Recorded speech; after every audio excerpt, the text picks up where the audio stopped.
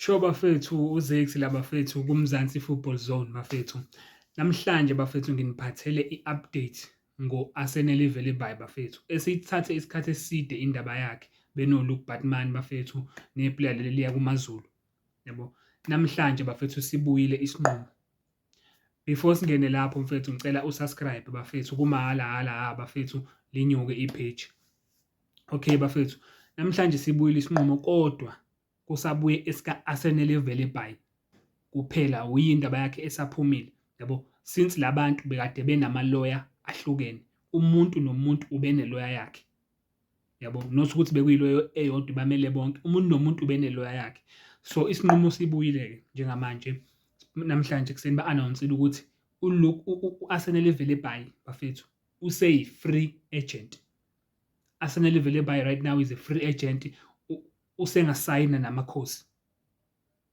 Yabo bafethu, indaba ezinhle lezi bafethu for i-Kaizer Chiefs bafethu. Kade silindile indaba kalontujana ka-Arsenal Velibayi bafethu since last season bafethu simfuna finally bafethu yabo, sesimtholile u-Arsenal Velibayi. So anytime njengamanje singam-announce i-Kaizer Chiefs. Siyakhumbula ama-rumors ayethi wayezosayina u-4 years kwi-deal yakhe, but then asazi lutho kwamanje, kwakama-rumors lawo.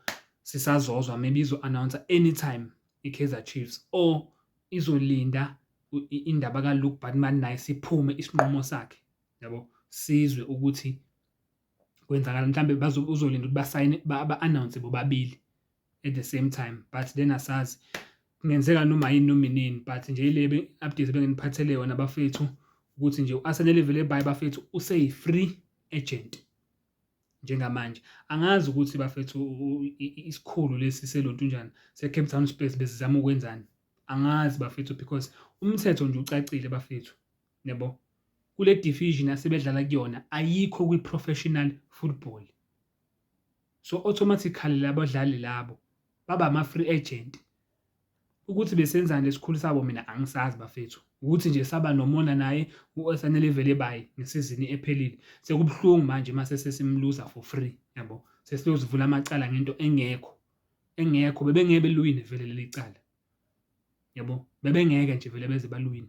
But then siyabonga bafethu, ekugcineni sesiqale siphumile isinqumo sa-Arsenal Velibayi.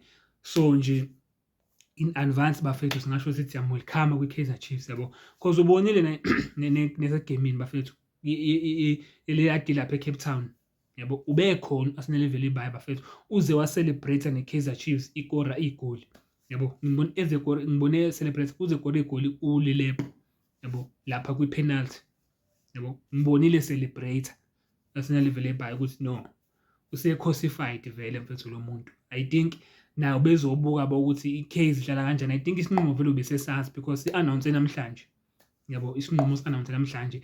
I think vele ubesesazi vele ukuthi useyeza vele kwi-Kaizer yabo, because ubekhona lapha egroundini wa-celebrate naye.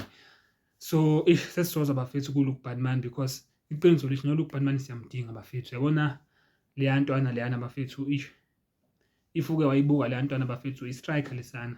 That guy i-striker, yes, he's still young.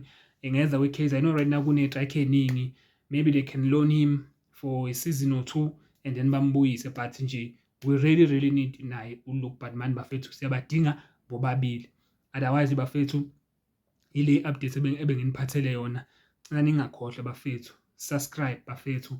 Ngizonizela nezinye indaba bafethu makukhona eziphumayo, mase ngizwile isinqumo sa-Luke Batman ngizobuya naso futhi bafethu. But okwamanje bafethu, ikhosi alipheli umoya bafethu.